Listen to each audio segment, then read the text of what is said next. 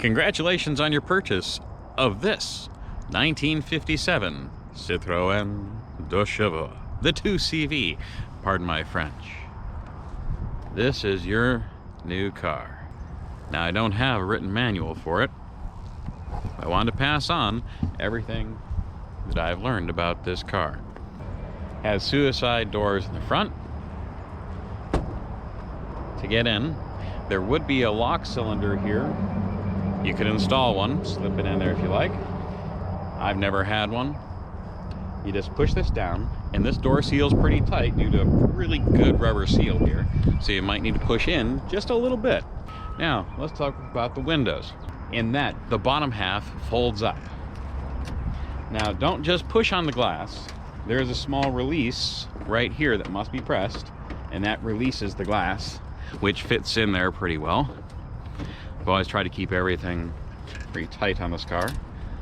You gently fold it up, and this little pin back here goes into this little mushroom here, which is only about a year old, so you might want to put some kind of a lubricant on there. I'm not sure what would be safe for rubber and not just eat it away, but you press it lightly but insistently, and it just pops into place. And that won't, so far, never dropped on me, but that's why I replace them and other rubber bits from time to time. Just a good safety tip. If you drive one of these, you kind of have to own a beret. You know. Okay, so back to my regular hat. So, you just push that in. Ta-da! The very fancy interior. And true, this car is just very true to the whole 2CV idea. It has a rubber floor mat that's relatively new, I'd say 10 years or younger, and it has farm dirt from here. I'll vacuum that out. And a very simplistic interior. Let's have a look. All right, here's our dash. This is your speedometer. It functions. It's in kilometers per hour.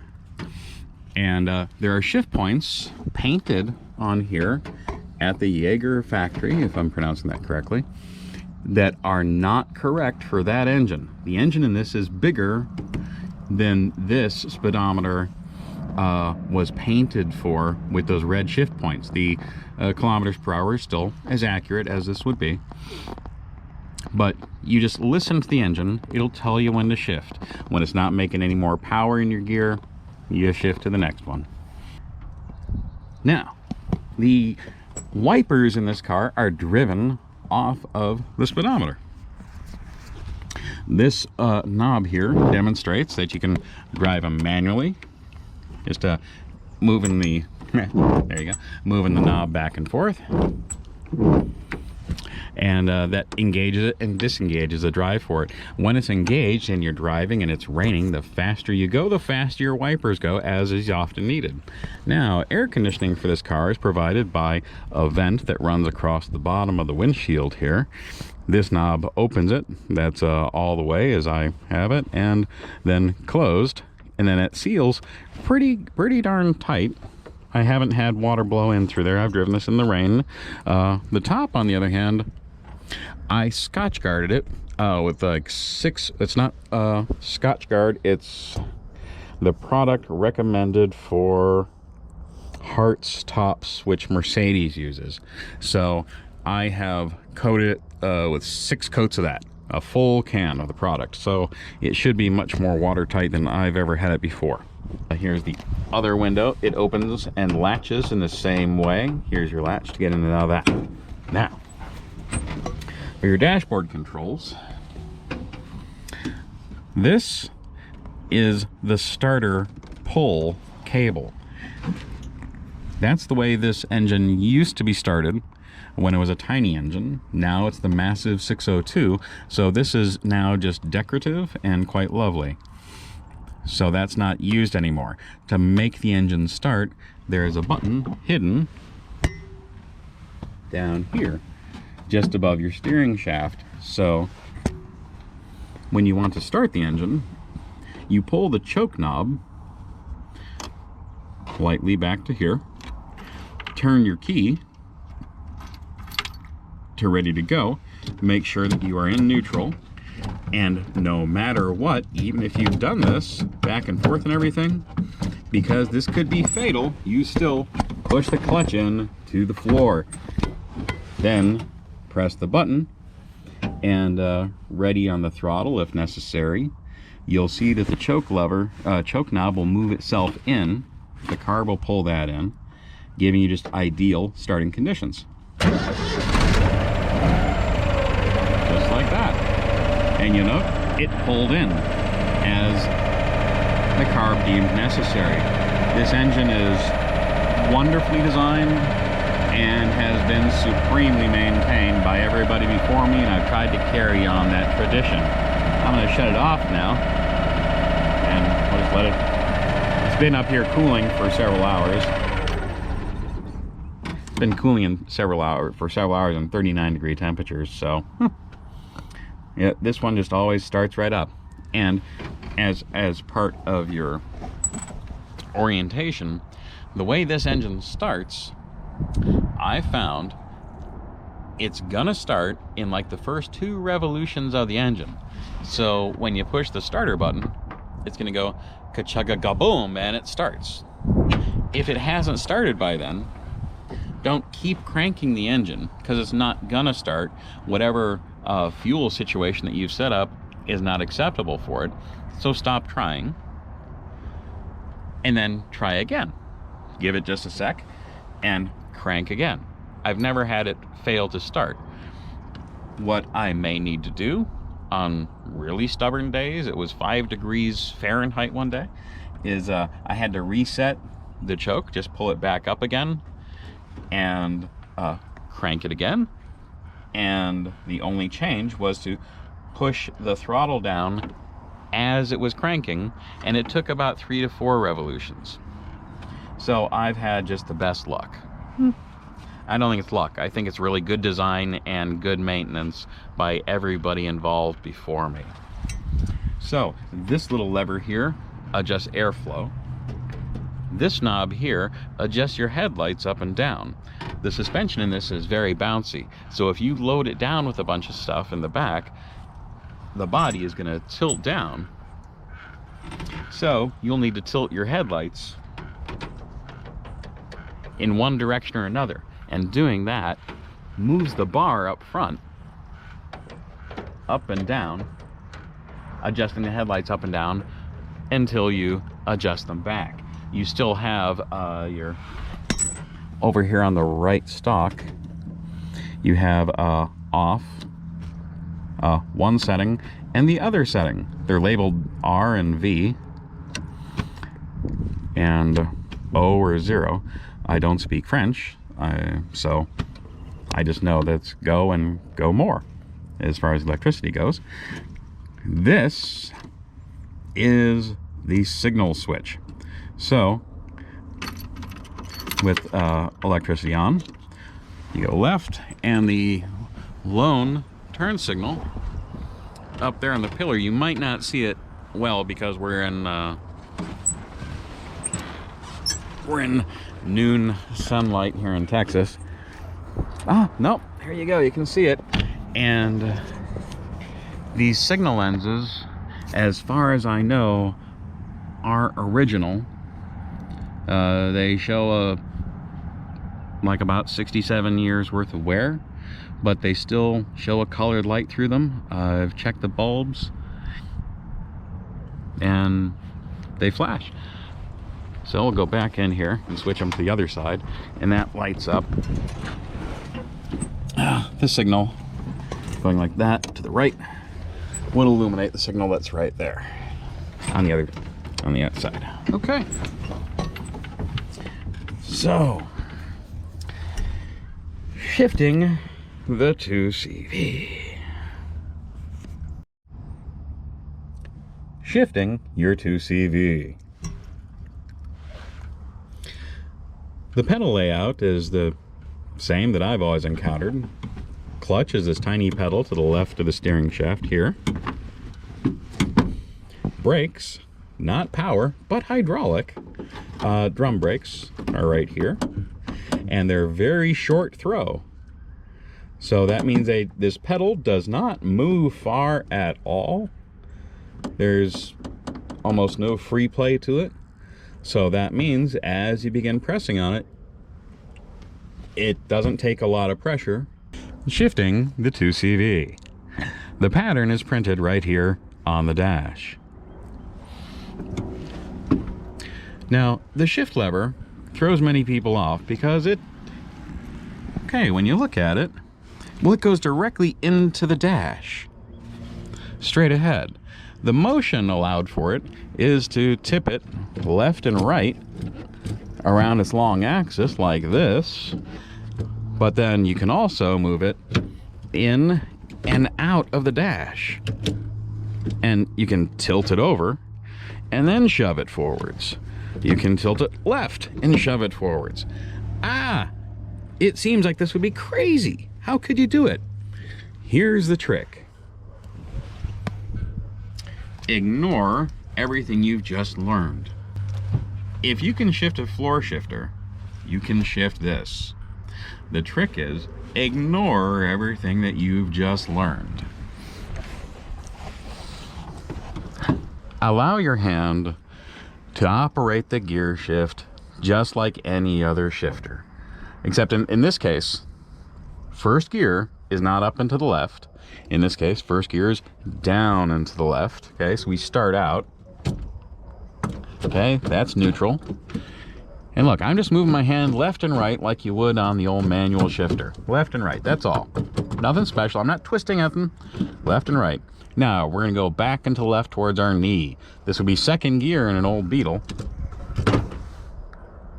That's just the bottom left of a Beetle pattern. To second gear, just like a Beetle or anything else, forward and up. There you go. To third gear, the other part of the H. And you know, now that you're screaming along at 45 miles an hour, you might want to go into what we would think of as fourth gear, which is forward and down. That one I sometimes find slightly elusive, but I'm always able to catch it if I just come back into neutral and ignore left and right and in and out and just go hard forward and right. Not, well, as hard as you would with a 67-year-old car, and then she catches in. It's just that quadrant is particularly far. I'd probably adjust that after a bit. But I've been driving this car so much now, I'm just having too much fun to adjust things like that. So, this is your fancy, definitely farmer-sourced sun visor. Your interior mirror is a classic design that I gotta say, I would modify a bit because it's a rod that goes through this clip. And in motion, it twists for me. Once I get it set in a place, vibration causes it to go around. So I'm thinking, well, maybe some rubber in there would hold it a little tighter, perhaps. But, so that exists. Here's your latch to get out that side. Heading out the passenger side of your new 1957 Citroen 2CV, you'll see that there are no locks, no exterior locks on this side. The rubber seals seem to be in really good condition. The doors all require a little push to seal them. On this corner, we have the fuel filler, which has a cap that's within a few years old, I would say. I remember replacing it at some point, so the rubber still feels pliable to me. I replaced this rubber around here about 5 years ago. The top on this car was replaced by the previous owner, so that was probably between 8-10 years ago maybe, but it's been stored inside, so the top is, it's drum tight. It's extremely tight. I would like it to be slightly looser because I feel it doesn't fit down here as nicely as I would like. It's still sealing over the edge. It's coming over, but anyway, the point being that the top is in quite good condition. Finishing thread here. These allow you to handle the top. I'll demonstrate that. The glass looks like this.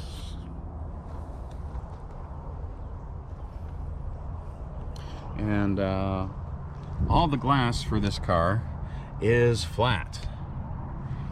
Laser flat. As laser flat as they can make in 1957, which is really pretty gosh darn flat.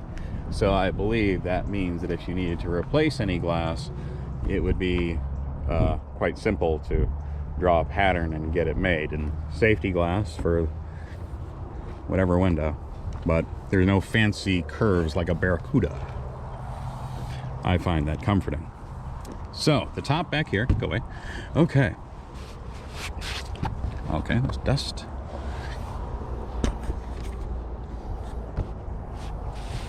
Little spot that I believe is discolored right here, but it doesn't feel weakened or changed in any way.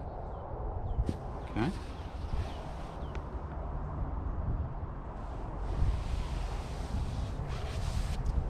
And for this year, the top extends all the way down to this panel here.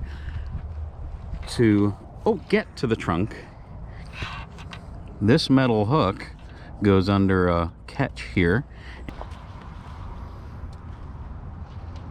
Pull these out, gives you some grip, and down.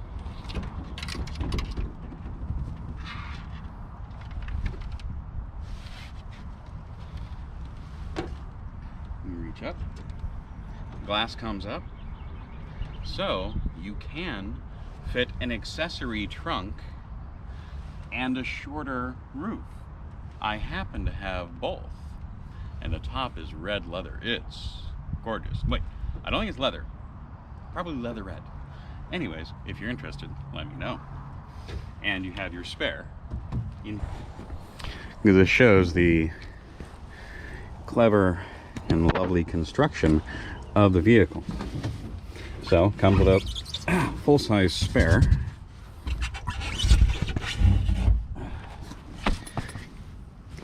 Here is the massive trunk on the 2CV. This is the back seat, the back bench seat. It has these pins here that you can move about on each side. And then this moves forward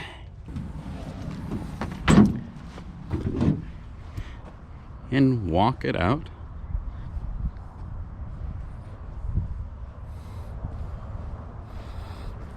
At your picnic ground. It's really very, very lightweight. I'm just quite old. And it sits comfortably on the ground as a picnic chair. Well, a picnic love seat, I guess.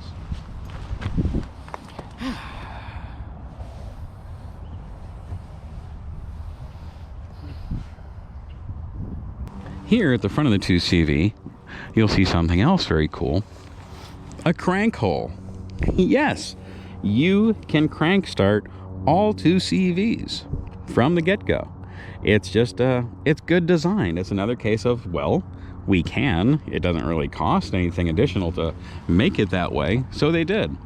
Now, the front bumper that came on this car was a little dinged up for my taste, so I bought a brand new one from FPS West. That's a lovely thing about the 2CV, seeing as how it's one of the most produced cars in the world. You can get parts. Anything you want, you can get parts. Not only ordering it from overseas, but from local sources. FPS West, they're one. brand new bumper and overriders. I installed these. I'd like to put bumpers here and here for the hood. If I have time, they'll show up.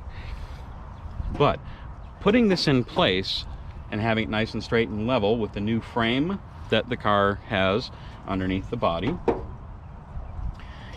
the crank hole is a little blocked. If one had the time and the interest, you can see where the original bracket had a hole. So you could recreate this bracket with the crank hole possibly. But I do know when I was replacing this, I did crank start this engine repeatedly. It's 2 cylinders. It's super easy.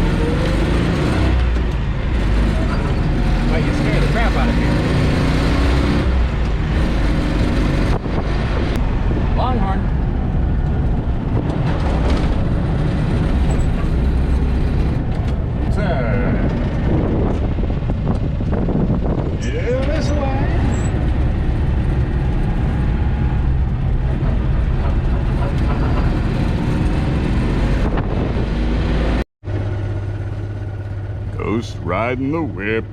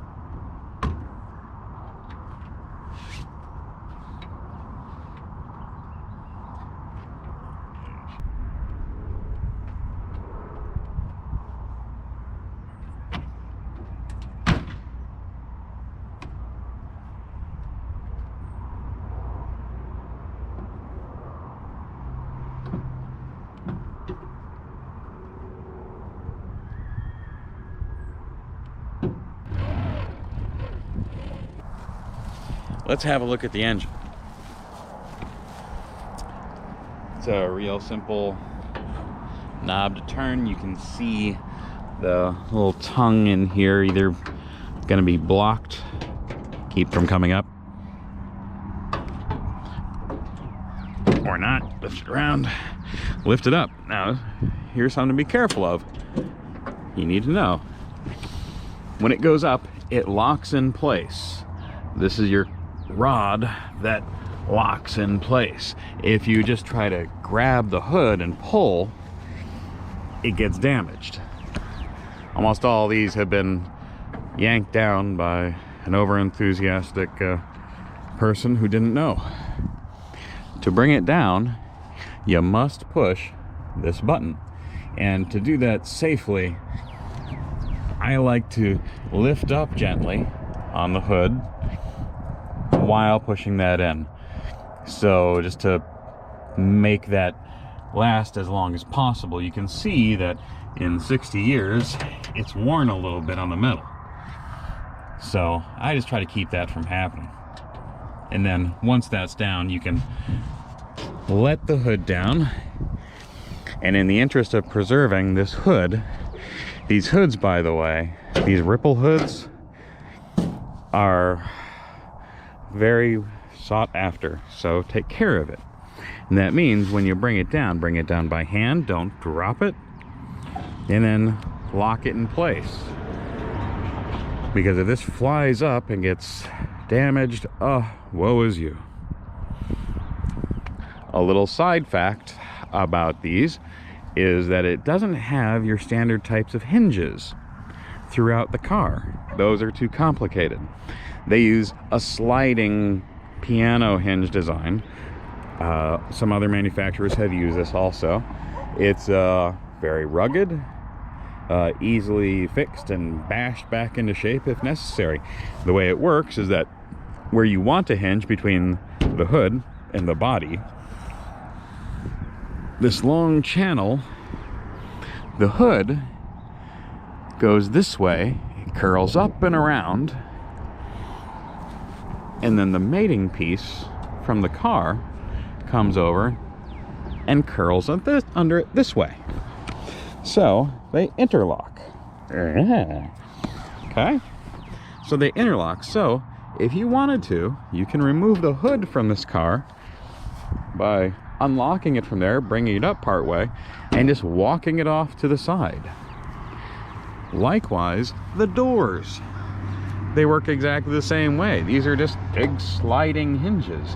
You can remove one of these doors simply by lifting up. It come right off if you want to. Unless it's locked in place, then you're, it's like Fort Knox in there.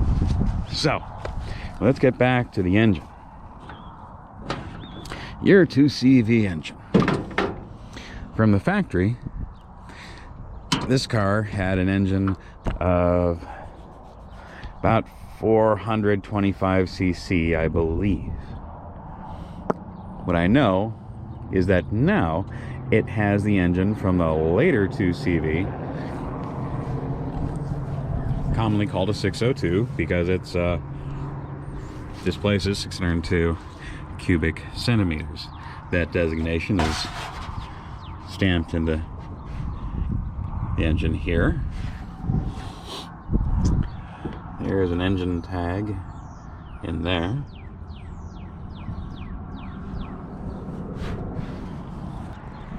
It has heat. That's awesome. And the heat actually has been effective in this Texas weird winters that we're now getting. I am not a professional mechanist. I'm a guy who collects lots of weird cars and enjoys them. And I've been taking care of this one for many, many years and enjoying it. So, passing on to you the basic information that I can tell you. Okay, here we go. This is the proper location for the battery. Here. Any wires that I have replaced going here are shrink wrapped and have internal soldering. And the previous owner had done the same, happy to say. Wires I use are very heavy gauge, just because I have the wires, so why not? The fuse setup in this car is extremely simple.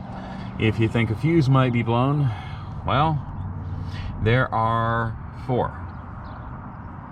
There's this one, and this one. And you can look at them and see if they're blown. There'll be if it's not blown, you'll see a continuous line from left to right in there. As you see there, this one's gold kind of colored, or bronze. This one's silver colored. This one is also silver colored. So if a fuse was blown, that would be burnt right through in the middle, and you can see the plastic behind it. So if it's blown, you'd replace it. If it blew again, that lets you know that there is a problem that you need to find, because if power gets through there, stuff may catch fire. That's just how fuses work, and that's them doing exactly what they're supposed to do, preventing you and your car from catching fire. So pay attention to these guys. They're really simple. And the 4th fuse is down here. This is an ignition wire. It goes to the alternator, back to ignition. So this is its own separate fuse. To access it, you remove this rubber cap. The hidden fuse is right here. This has a little plastic cover over it, so water won't short it out. And you just wiggle it gently. Try to hold just the rubber part, not on the wires. Hold the rubber at the bottom and the rubber at the top. Pinch gently and pull. And now you can see this fuse in here. And in this one, it's not a straight line. This is a more modern kind of fuse, because that's what it called for, was a higher amperage fuse. So I got one matching, but in a modern kind of fuse, because these are cheap as heck. Easy to get. In this one, it's not a straight line, but it's an S shape. You should be able to see it make out, and there it goes up, down, it goes from this leg over to this leg. So we can see that that one's okay. You can also, when it's in place, you can look through and see it. See that it's, see if it looks okay or not. That's not confirmation, but it's a good indicator. You know, that is, if you look through, if you look in there and you see that it's blown apart, that the fuse is blown apart, okay, you know. But if it looks okay, you should be able to tell. It should be all right. You can touch the 2 electrodes on the top with a meter to see if it's blown for sure. That gives you a most definite answer. But that's why this is kind of a really nifty, usable kind of little fuse. I like those. And that's kind of been the history of this car, is that it's had, you know, small upgrades as it goes along to make it better and easier to drive. More reliable and fun. So,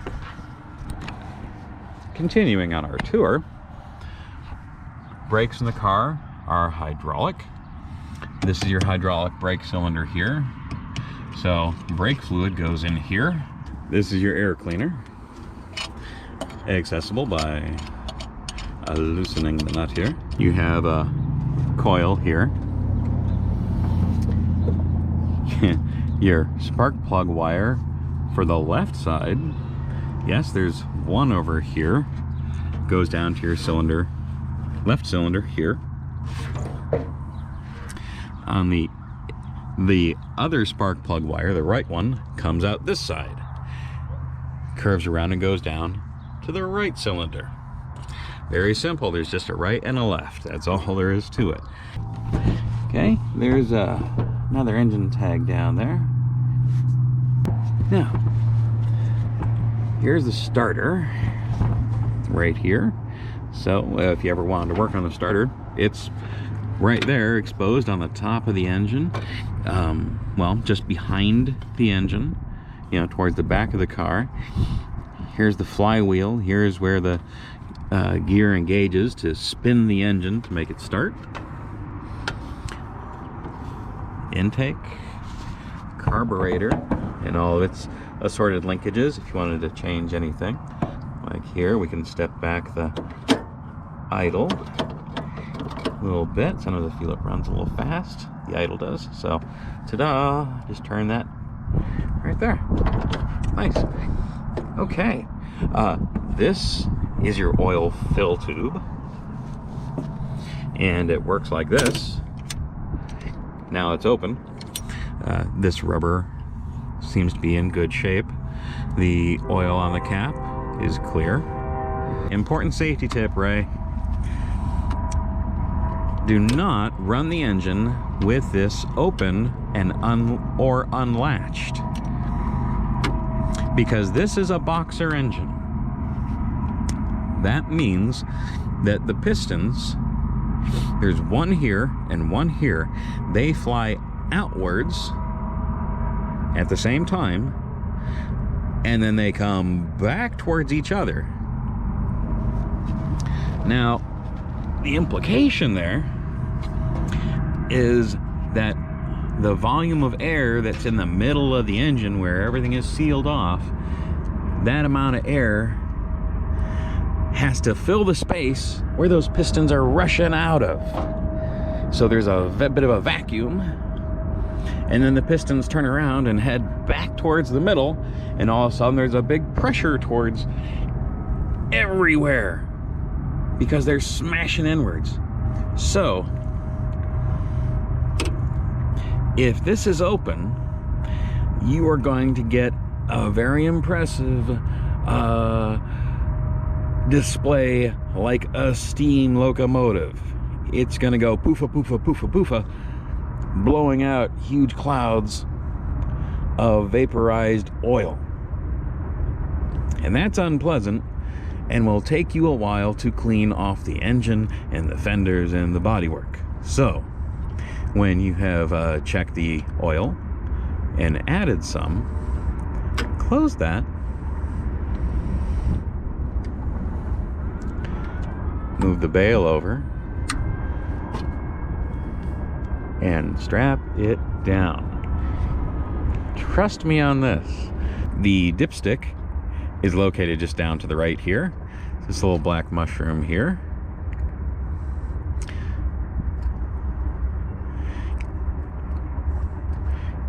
Pull that up.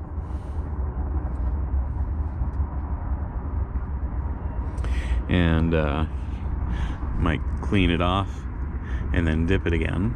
Supports your two headlights here, and you see that this bar can move, which moves the headlights up and down. Right now I have them adjusted, but if you put a fair amount of weight in the back, those headlights will sweep up and blind everybody ahead of you. Because this car is designed to settle when you put stuff in it. If it settles too much, you'll turn this knob here. This is Sir William of the pasture. He is mighty, and his favorite car is a 1957 Citroen 2CV, for it has the power of 2 steam horses, while he has the power of 1,000 suns.